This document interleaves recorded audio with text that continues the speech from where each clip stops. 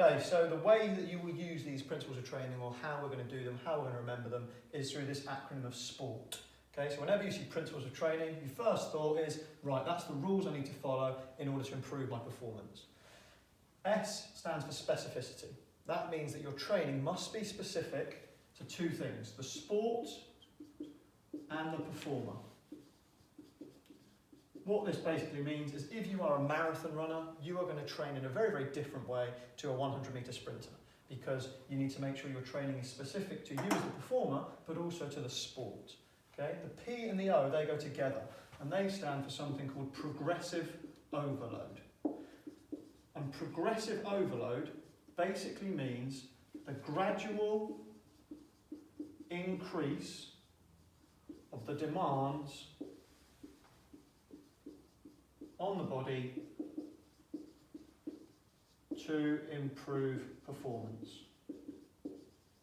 Ignore my terrible writing.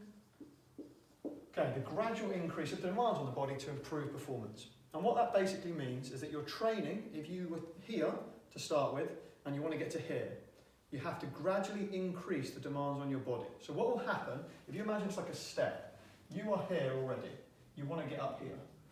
Your training isn't just going to be going, right here, now we're there, we're good to go. What you have to do is gradually increase the demands, and then what will happen over time is your body will adapt. You then increase those demands again, your body will adapt. Increase demands, adapt, increase demands, and then you've met where you wanted to get to for your training. So your training is almost like a stepping stone.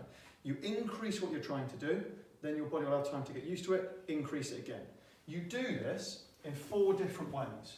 You will increase 4 different things, or you can increase 4 different things. One of them being the frequency, which basically means how often you train.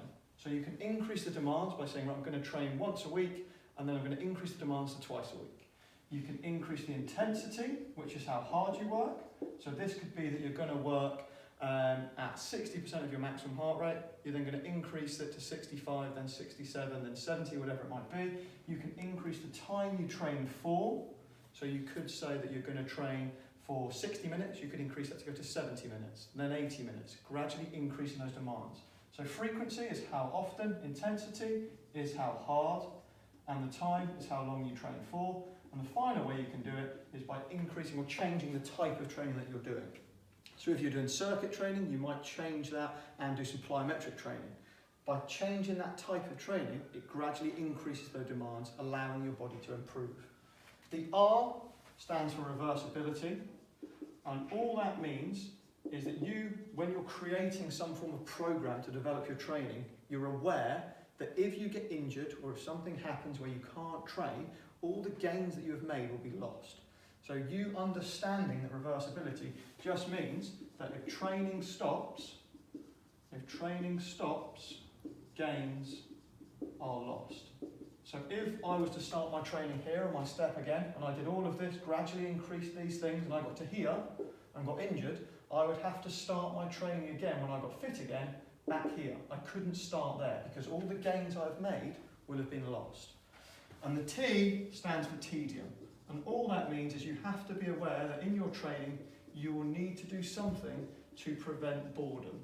Okay? So you might change the type of training that you're doing, which ties into both of them.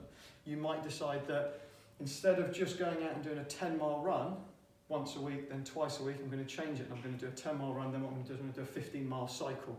And you change what you're trying to do to prevent boredom setting in. So the principles, the things we need to make sure our training is, we need to make sure it follows specificity.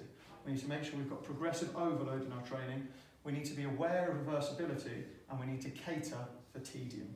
And they are, in a nutshell, the principles of training.